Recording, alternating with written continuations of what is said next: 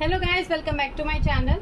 आप सभी का स्वागत है एपिसोड नंबर 12 में। अब तक हम इस चैप्टर के NCERT class 12 chapter number 2 sexual reproduction flowering plants, क्योंकि रिप्रोडक्शन इन ऑर्गेनिज्म वाला जो चैप्टर है वो सीबीएसई से कट हो चुका है, ठीक है, इसलिए इसको मैंने पहले स्टार्ट नहीं किया है। तो एपिसोड नंबर 12 की अब हम शुरुआत करते हैं। मैंने आपको बोला था कि एपिसोड नंबर 12 में मैं मोनोकॉट और डाइकॉट एम्ब्रियो के बारे में बताऊंगी कि मोनोकॉट का एम्ब्रियो कैसे दिखता है और डाइकॉट का एम्ब्रियो कैसे दिखता है। उसकी जो डायग्राम्स है वो भी एनसीईआरटी में दे रखे हैं फिगर 2.14 में, उसको आप अच्छे से देख लेना, ठीक है। मैं आपको सिर्फ यहाँ पर डिस्क्रिप्शन दूंगी, उन डायग्राम्स को आप अच्छे से देख लेना, ठीक है। मैं बताती हूँ। सबसे पहले हम स्टार्ट करते हैं डाइकॉट के एम्ब्रियो से। किसके एम्ब्रियो से स्टार्ट करते हैं? डाइकॉट के एम्ब्रियो से, कि डाइकॉट का एम्ब्रियो कैसे दिखता है, ठीक है। आपकी एनसीईआरटी में डाइकोटिलेडोनस लिखा होगा। डाइकोटिलेडोनस कुछ नहीं होता है, डाइकॉट ही होता है। मतलब क्या है? डाइकोटिलेडोनस जो है फुल टर्म है, और डाइकोटिलेडोनस में से अगर मैं डाइकॉट वाला टर्म हटा लूँ तो वो उसकी शॉर्ट फॉर्म है। मतलब डाइकोटिलेडोनस इतना बड़ा बड़ा नाम बोलने में भी गला सूख रहा है, तो आप छोटे नाम को याद कर सकते हैं जो कि है डाइकॉट, ठीक है, जो कि है डाइकॉट। अब देखो डाइकॉट एम्ब्रियो में क्या क्या चीजें पाई जाती है। तो डाइकॉट एम्ब्रियो में दो कोटिलेडन्स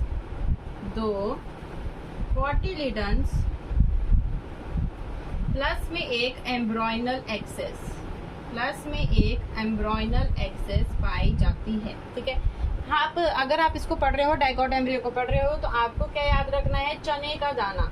हमेशा ही चने के दाने को याद रखिए अपने दिमाग में। जब भी डाइकॉट एम्ब्रियो कोई अपने मुंह से बोले तो आपके दिमाग में चने के दाने के बारे में याद होना चाहिए। अब देखिए, मैंने आपको बताया ना कि चने का दाना कैसे दिखता है। पहले मैं आपको थोड़ा इंट्रोडक्शन पार्ट कह देती हूँ कि जो हमने एम्ब्रियोसाइक देखा था, ठीक है, एम्ब्रियोसाइक देखा था, वो एम्ब्रियोसाइक कुछ ऐसा दिखता था, ठीक है। एम्ब्रियोसाइक यहाँ पर क्या पाए जाते थे, मैं सिर्फ बता रही हूँ, पूरे को मिटाऊंगी नहीं। यहाँ पर देखो, यहाँ पर मैंने बोला था कि यहाँ पर एंटीपोरल्स पाए जाते थे, ठीक है। ये चलाजल एंड मान लो और ये माइक्रोपेलर एंड मान लो। यहाँ पर एंटीपोरल्स पाए जाते थे और यहाँ पर सिनर्जिड्स पाए जाते थे। वो दोनों मैंने पिछली क्लास में बताया था कि वो क्या कर गए थे? डीजेनरेट कर गए थे। अब देखो क्या होगा, इधर की साइड यहाँ पर आपका क्या प्रेजेंट था? एम्ब्रियो प्रेजेंट था। अब एम्ब्रियो के लिए यहाँ पर क्या भरा हुआ था? ये एम्ब्रियो था। इस पूरे रीजन में उसके लिए एम्ब्रियो क्या बना था? एंडोस्पर्म भरा हुआ था। अब वो जो है मैंने बोला था ना कि डाइकॉट के केस में पूरा एंडोस्पर्म खत्म हो जाता है। डाइकॉट के केस में पूरा एंडोस्पर्म खत्म हो जाता है। अब बताइए, देखिए, अब आपका सीड तो बन चुका है। डाइकॉट के एम्ब्रियो केस में सीड तो बन चुका है, पर सीड को भी खाना चाहिए। जब तक वो, मतलब आपको इतनी चीज समझ में आनी चाहिए कि जब तक आपका जो सीड है वो पूरा प्लांट नहीं बना देता, जब तक उसमें लीफ नहीं आ जाते थे, क्योंकि लीफ में ही फोटोसिंथेसिस देखने के लिए मिलती है, और फोटोसिंथेसिस होगी तभी उसको खाना मिलेगा। तो जब तक वो पूरा प्लांट नहीं बन जाता तब तक वो सीड के ऊपर ही निर्भर रहता है। तो मतलब अब क्या होगा? अब भाई प्लांट तो रोने लगे, जो आपका एम्ब्रियो है वो तो रोने लग जाएगा कि मैंने पूरा एंडोस्पर्म तो खा लिया, पर अब मुझे खाना कैसे बनेगा, खाना कैसे मिलेगा? अभी तो मैं बहुत छोटा हूँ, जब मैं बड़ा होऊंगा तभी तो पैसे कमाऊंगा और तभी अपने लिए खाना लेके आऊंगा, तो वैसे रोने लग जाएगा। तो इसीलिए उसके पास कॉटिलिडन्स पाए जाते हैं। जैसे यहाँ पर एंडोस्पर्म उसे खाना देता था, अब वहां पर उसे कॉटिलिडन खाना देंगे। कौन देंगे? कॉटिलिडन खाना देंगे। डाई का मतलब होता है दो, इसीलिए दो कॉटिलिडन और एक एम्ब्रियोनल एक्सेस। समझ में आया? और एक एम्ब्रियोनल एक्सेस। फिर मैंने आपको बताया था इंटेगुमेंट्स पाए जाती हैं। अब सीड में क्या होगा? सीड कोट पाया जाएगा। क्या पाया जाएगा? सीड कोट, जो होता है टेस्टा और टेगुमेंट। देखो इंटेगुमेंट दो थी, एक आउटर इंटेगुमेंट थी और एक इनर इंटेगुमेंट थी। आउटर इंटेगुमेंट बनाएगी टेस्टा और इनर इंटेगुमेंट बनाएगी टेगुमेंट। इतनी चीज समझ में आती है। अब सीड कोट बना क्यों? देखो, सीड जो है अगली जनरेशन जो आने वाली है, जो नया प्लांट बनने वाला है, ठीक है, वो उस सीड के अंदर ही बैठा हुआ है, ठीक है। वो बच्चा जो है वो सीड के अंदर ही बैठा हुआ है। अगर बेचारा सीड के ऊपर बहुत छोटी सी कवरिंग पाई जाएगी, बहुत पतली सी कवरिंग पाई जाएगी, तो वो बेचारा बचेगा कैसे? मान लीजिए कि आंधी आई तो उसकी तो कवरिंग उखड़ के निकल गई, तो वो तो मर जाएगा, वो कैसे बचेगा? इसीलिए सीड कोट बहुत हार्ड होता है, बहुत हार्ड हो जाता है, वो हेल्प करता है। तो मतलब इंटेगुमेंट्स किस में कन्वर्ट हो जाते हैं? सीड कोट में कन्वर्ट हो जाते हैं। किस में कन्वर्ट हो जाते हैं? सीड कोट में कन्वर्ट हो जाते हैं। इतनी चीज समझ में आती है। अब मैं आपको क्या बताना चाहती थी, जब आप चने के दाने को देखोगे ना, तो चने के दानों को आपने नोटिस किया होगा कि एक रेडिश ब्राउन एक कवरिंग पाई जाती है, रेडिश ब्राउन कलर की।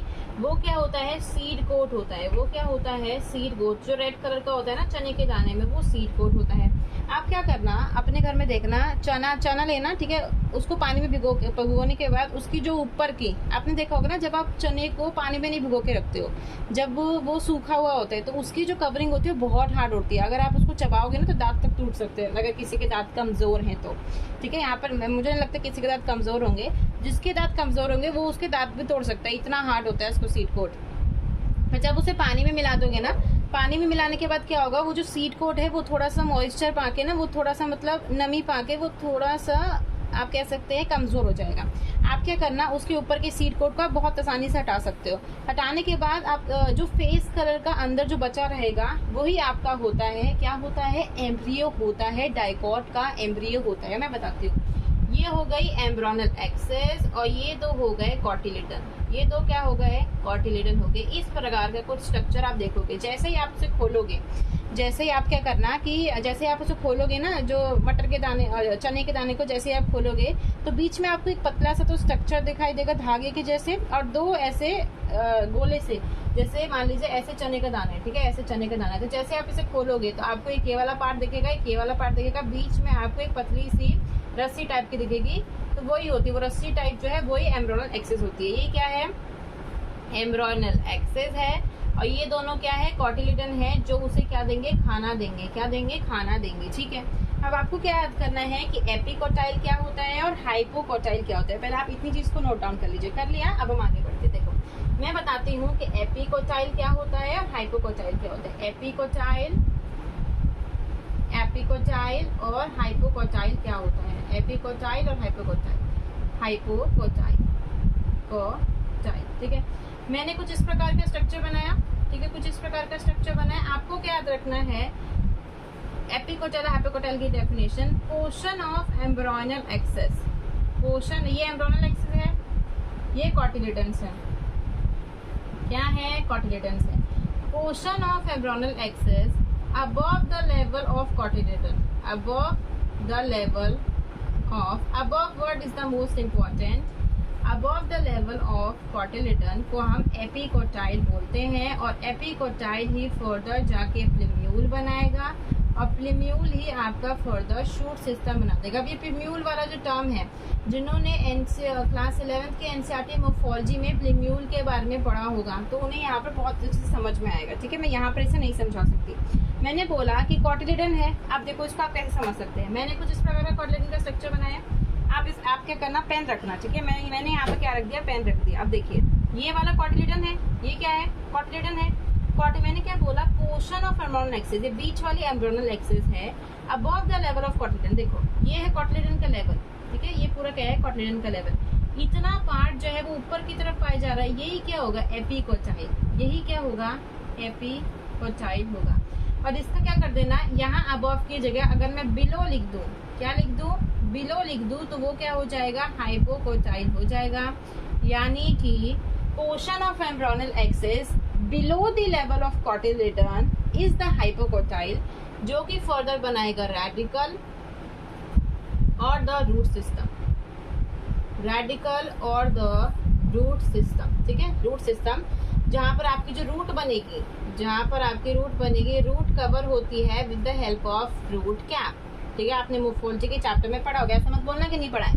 तो मैंने बोला एपिकोटाइल हाइपोकोटाइल।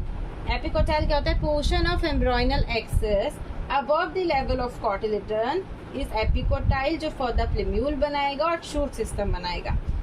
दूसरी डेफिनेशन की portion of embryonal axis below the level of cotyledon, जिसे हम हाइपोकोटाइल बोलते हैं। हैपिकोटाइल रेडिकल बनाएगा, रूट सिस्टम बनाएगा और रूट की कवरिंग आपने देखी होती है ना, ऐसे मान लीजिए आपकी रूट होती है, ये आपका ग्राउंड हो गया, ऐसे आपकी रूट होती है, तो ये ऐसे यहाँ पर टेंडर एपेक्स जो उसका कवर होता है उसी को हम रूट कैप कहते हैं। जिनको नहीं पता उनके लिए मैं बता देती हूँ, उसको क्या कहते हैं, रूट कैप कहते हैं।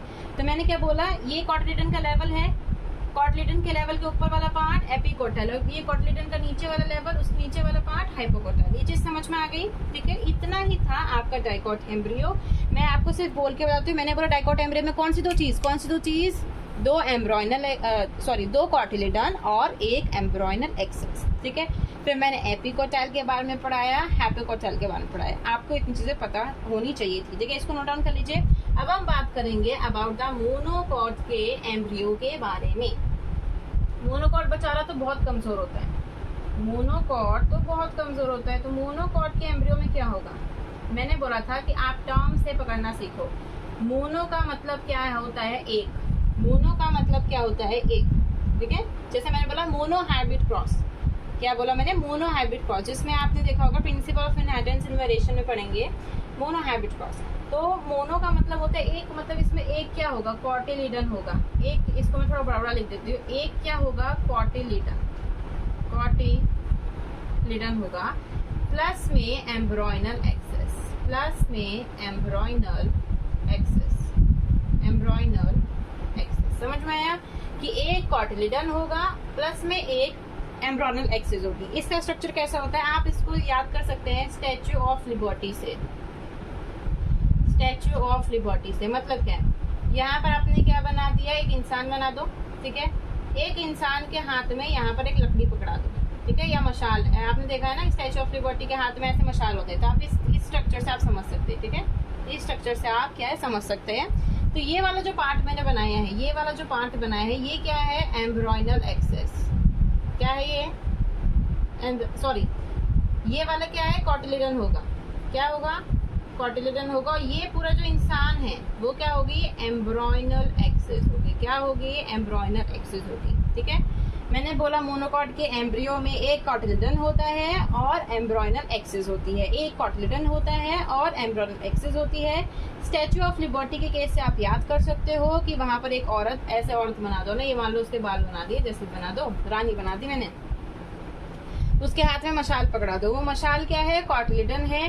और वो जो पूरी औरत खड़ी है वो क्या है, एम्ब्रॉयनल एक्सेस। क्या है, एम्ब्रॉयनल एक्सेस। अब देखिए, जो मैंने एपिकोटाइल और हाइपोकोटाइल वाली टर्म बताई थी वो इसमें भी होती है। मैंने क्या डेफिनेशन बनाई थी, द पोर्शन ऑफ, तो मैंने बोला था the portion of embryonal axis above the level of cotyledon, above the level of cotyledon is the, वो क्या होता है, एपिकोटाइल होता है। और the portion of embryonal axis below the level of cotyledon, वो क्या होता है, हाइपोकोटाइल होता है। इससे पहले आपको ये चीज याद होनी चाहिए कि ग्रासेस, जो आप ग्रास देखते हो ना पार्क में, जो पार्क में टहलने जाते हो वहाँ ग्रासेस होती है, ग्रासेस के केस में इस कॉटिलिडन का एक स्पेशल नाम होता है जिसको हम स्क्यूटेलम कहते हैं। ये बहुत ज्यादा इंपॉर्टेंट है। क्या बोलते हैं, स्क्यूटेलम। ये क्या है, कॉटिलिडन का नाम है, कॉटिलिडन का नाम है स्क्यूटेलम, कॉटिलिडन का नाम है स्क्यूटेलम। अब देखिए, ये कॉटिलिडन है। चलो इंसान को थोड़ा लंबा बना देते हैं, तभी तो उसका स्ट्रक्चर देखने के लिए मिलेगा। तो मैंने मान लीजिए इंसान को थोड़ा लंबा बना दिया, लंबी गर्दन बना दी, ठीक है, लंबी गर्दन मैंने बना दी। मैंने बोला कोई ये कॉटिलिडन, देखो ये ऊपर वाला कॉटिलिडन का लेवल हो गया,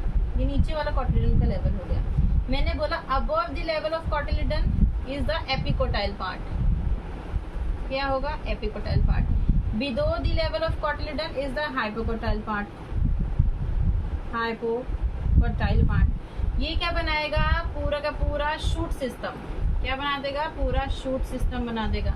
ये बना देगा पूरा रूट सिस्टम। अब मैं आपको एक और चीज बताना चाहती हूँ। देखिए, मैंने पहले ही बोला था कि जो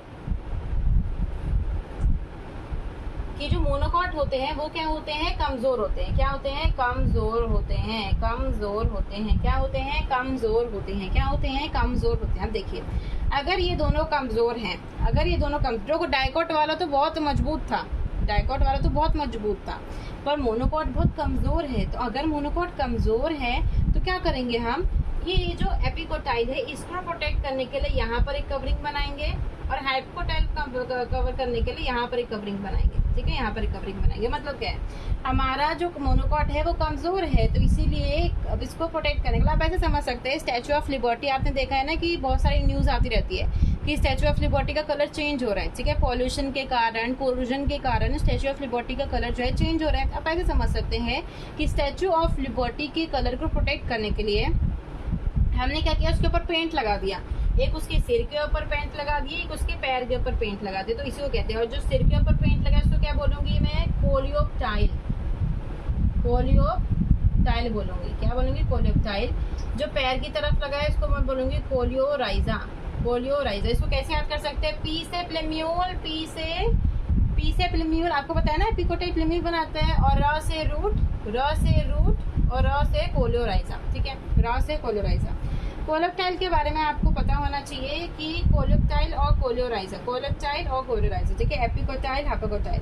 जो कोलियोराइजा होती है वो कैसी होती है, अनडिफरेंशिएटेड शीथ होती है, अनडिफरेंशिएटेड शीथ होती है। क्या होती है, अनडिफरेंशिएटेड शीथ होती है। जो कोलियोप्टाइल होती है वो एक फॉल्युलर स्ट्रक्चर होता है, मतलब कुछ एक लीफी लाइक स्ट्रक्चर होता है। कैसा स्ट्रक्चर होता है, लीफ लाइक स्ट्रक्चर होता है। देखिए मैं इसका पहले आपको डायग्राम बता देती हूँ। मैंने आपको बोला था कि ये जो डायग्राम्स हैं, ये जो 2 डायग्राम्स हैं उनको आपको याद रखना है, ठीक है। इन 2 डायग्राम्स को बहुत अच्छे से क्या कर लेना, आपको देख लेना है, ठीक है। इन 2 डायग्राम्स को आपको बहुत अच्छे से देख लेना है, जिनके बारे में मैंने आपको बताया था। फिर उसके बाद आपको कोलियोप्टाइल के बारे में लिख रखा है कि ये कैसा होता है, होलो फॉलियर स्ट्रक्चर होता है। होलो फॉलियर स्ट्रक्चर। फॉलियर का मतलब होता है लीफ लाइक।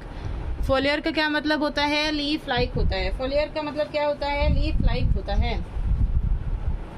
फॉलियर का क्या मतलब होता है, लीफ लाइक होता है। तो आपको क्या याद रखना है, कोलियोराइजा अनडिफरेंशिएटेड शीथ है और कोलियोप्टाइल होलो फॉलियर स्ट्रक्चर है, ठीक है। पूरा स्ट्रक्चर आपको समझ में आ गया। मोनोकॉट एम्ब्रियो के बारे में जो मैंने आपको समझाया, इतनी चीज समझ में आ गई, ठीक है। अब देखिए इतनी चीज मैंने समझा दिया, आपको इसके स्ट्रक्चर के बारे में पता होना चाहिए। जो स्क्यूटेलम है, स्क्यूटेलम के बारे में मैं कुछ चीजें और बताना चाहती हूँ जिसके ऊपर क्वेश्चन आ सकता है।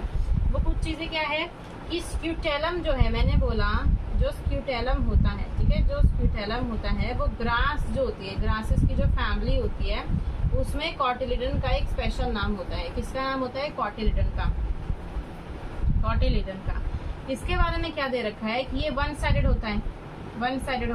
देखो वन साइडेड, देखो मैंने बोला था डाइकॉट के केस में ये एम्ब्रियोनल एक्सिस होती थी, यहाँ पर कॉटिलिडन, यहाँ पर कॉटिलिडन। तो देखो ना ये दोनों साइड से प्रोटेक्टेड है।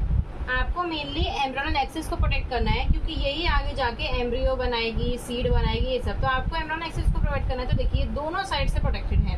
पर इसके केस में क्या है, यहाँ पर आपका स्टैच्यू ऑफ लिबर्टी है, यहाँ पर एक कॉटिलिडन है। तो ये जो कॉटिलिडन है, ये जो आपकी स्टैच्यू ऑफ लिबर्टी है, वो एक ही साइड से प्रोटेक्टेड है। अगर ये दोनों साइड होती तब वो ज्यादा प्रोटेक्शन होती, लेकिन एक ही साइड से प्रोटेक्टेड है तो ये कमजोर है। यही इसलिए रीजन होता है कमजोर। और ये कहाँ प्रेजेंट है, एक साइड पे प्रेजेंट है ना, दोनों साइड पे तो नहीं है। वन साइडेड है, लेटरल साइड पे प्रेजेंट है, ठीक है। कौन सी साइड पे प्रेजेंट है, लेटरल साइड में प्रेजेंट है। ये चीजें आपको याद होनी चाहिए कि वन साइडेड है और लेटरल साइड पे प्रेजेंट है। समझ में आया, क्या आया समझ में, ठीक है। क्या आ गया, आपको समझ में आ गया। अब देखिए इतनी चीज मैंने आपको बता दी कि पहले मैंने बोला था कि आपको मैं मोनोकॉट एम्ब्रियो के बारे में बताऊंगी, इस एपिसोड नंबर 12 में, ठीक है। मैंने पूरे मोनोकॉट एम्ब्रियो को इसमें कवर किया, एपिकोटाइल, हाइपोकोटाइल, कोलियोप्टाइल, कोलियोराइजा, इन सब चीजों के बारे में बताया। ये चीज आप याद कर लीजिए पहले ही कि and products of sexual reproduction क्या होते हैं, कि वो फ्रूट और सीड होते हैं, वो मैंने बता दिया था। देखिए नेक्स्ट टॉपिक जो है हमारा वो है सीड। क्या है, सीड। आपको सीड के बारे में काफी चीजें पता होनी चाहिए। ओव्यूल ही बनाता है सीड। अब देखिए सीड में कौन कौन से पार्ट पाए जाते हैं। सीड में पाया जाता है सीड कोट, दूसरा होता है एम्ब्रॉयनल एक्सेस और कॉटिलिडन्स।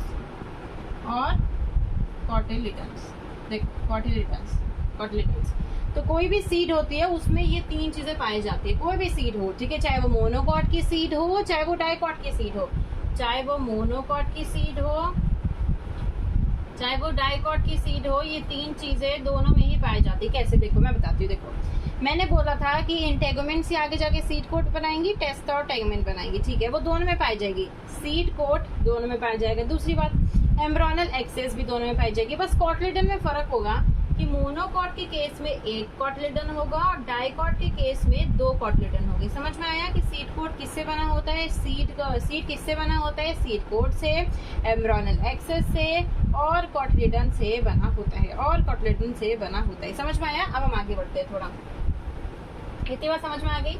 इसके बाद मैंने बोला था कि मैं आपको नॉन एल्ब्यूमिनस और एक्स एल्ब्यूमिनस, नॉन एल्ब्यूमिनस और एक्स एल्ब्यूमिनस के बारे में बताऊं। देखो नॉन एल्ब्यूमिनस और एक्स एल्ब्यूमिनस, नॉन और एक्स हमेशा जिंदगी से दूर जाते हैं, दूर जाती है, ये जाता है, ठीक है, दूर जाते हैं। तो ये क्या होगा, इस केस में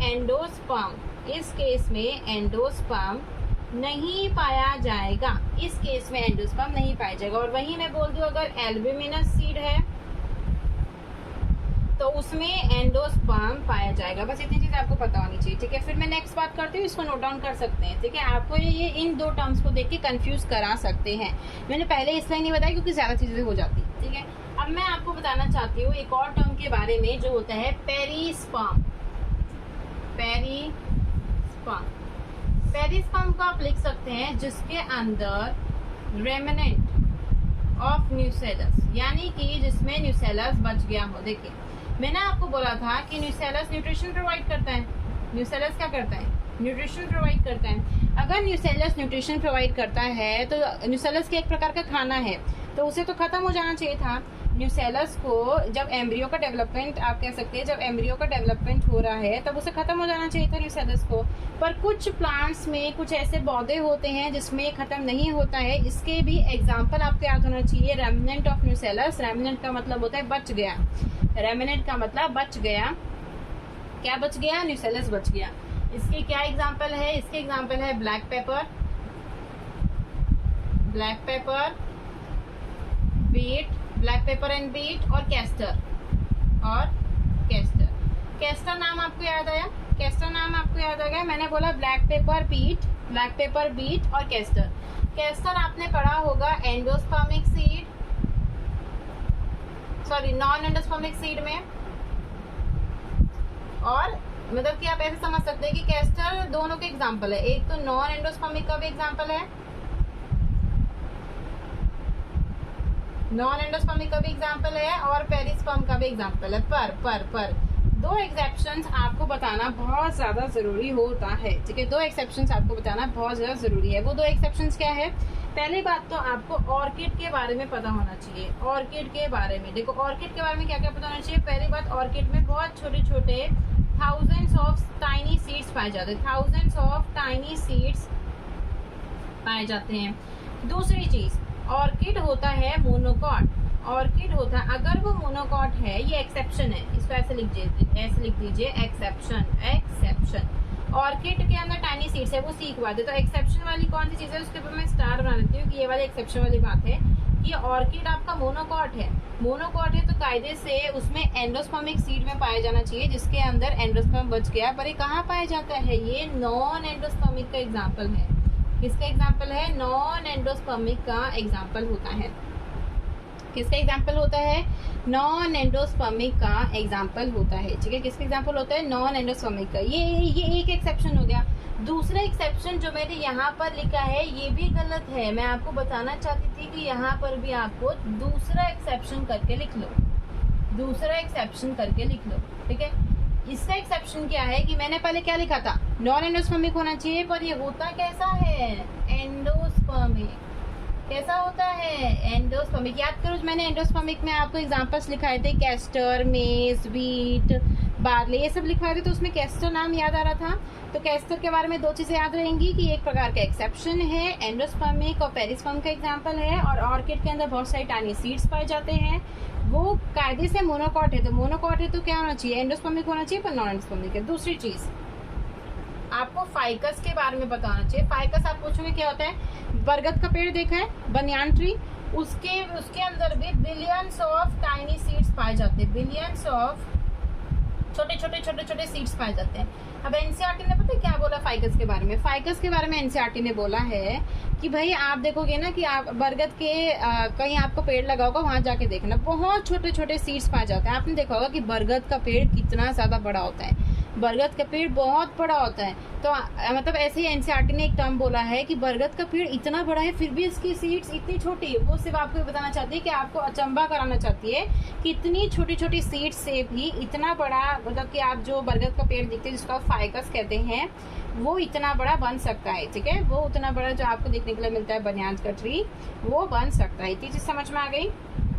रेमिनेंट की जगह आप रेसिडुअल भी लिख सकते हैं। रेमिनेंट की जगह आप रेमिनेंट लिख लो या रेसिडुअल लिख लो, दोनों एक बात है, ठीक है। इतनी चीज समझ में आ गई। अब देखिए इस लेक्चर में हम इतना ही रखते हैं। काफी चीजें हो गई हैं, आपको इतनी चीजों को याद करने में भी काफी टाइम लगेगा, काफी एग्जाम्पल्स हो गए, एक्सेप्शन हो गए हैं। अब हम मिलेंगे एपिसोड नंबर 13 में, जिसमें हमें डोरमेंसी के बारे में बात करना है, ट्रू फ्रूट के बारे में बात करना है, फॉल्स फ्रूट के बारे में बात करना है, पार्थिनोकार्पिक के बारे में बात करना है। वो हम एपिसोड नंबर 13 में बात करेंगे, ठीक है। मैं जानती हूँ कि इस चैप्टर के बहुत सारे एपिसोड हो चुके हैं, पर क्या करें, ये चैप्टर बहुत ज्यादा बड़ा है और एनसीईआरटी ने, मतलब कि आप कह सकते हैं सीबीएसई ने एक और अच्छा काम कर दिया है। अगर रिप्रोडक्शन इन ऑर्गेनिजम्स आपके सिलेबस में आता तो इसकी थोड़ी कम वेटेज जाती, पर अगर रिप्रोडक्शन ऑर्गेनिजम्स आपके सिलेबस में नहीं आ रहा है तो सेक्सुअल रिप्रोडक्शन फ्लावरिंग प्लांट्स की बहुत ज्यादा वेटेज बन जाती है। और आप देखोगे ना कि इसमें लगभग 21 से, मतलब आप लगा लीजिए 30 से ज्यादा पेजेस हैं, बहुत ज़्यादा बड़ा चैप्टर है। कायदे से कोचिंग्स में तो इसको 2-2 घंटे लेके पढ़ाए जाते हैं, पर मैं आपको आधे घंटे का ही बना के दिखा रही हूँ और एनसीईआरटी की हर एक लाइन को कवर करने की कोशिश कर रही हूँ। At the end please subscribe to my channel. अगर आपको अच्छा लगे, अगर आपको पढ़ाई समझ में आ रही है तो इसे ज़्यादा से ज़्यादा शेयर करिए, क्योंकि शेयर से ही मेरी वीडियोस, मैं इतनी मेहनत कर रही हूँ तो अगर उसकी कोई आउटपुट ना हो तो वो अच्छी बात नहीं होती है। तो आप इसको लाइक ज़रूर करिएगा। Eight the and thank you.